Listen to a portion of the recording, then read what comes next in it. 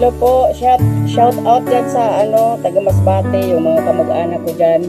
Ito po yung pinagiling ko na na kakao na sinangag ko kahapon. Hindi ko lang napakita kasi yung namin madilim, walang ilaw, kaya ito siya pinagiling ko kanina.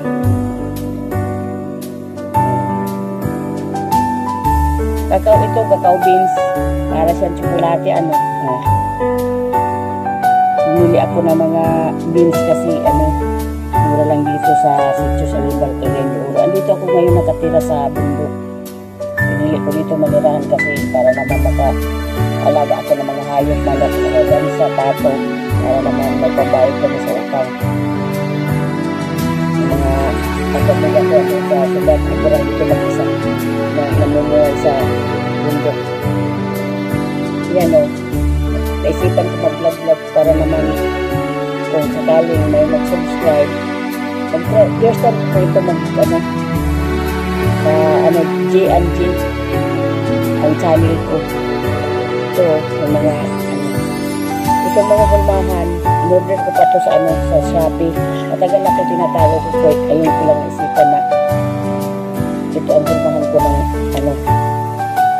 gagawin kong kakao, ay gagawin kong tabliya na may mga design.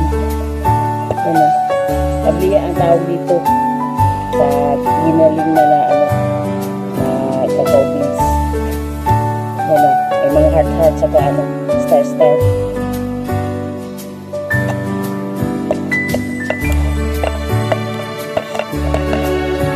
Hello po dyan sa mga kababayan ko dyan sa Batong Milagros, Masbate. Kumusta na kayo dyan? Tagal ko namin kayo dyan. Almost 35 years na yata ako dito sa Cagayan de Oro. Hindi ako nakaka-uwi.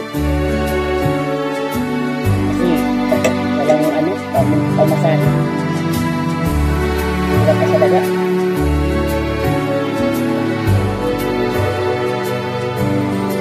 Sa mga manunood dito, paki-like and subscribe naman po.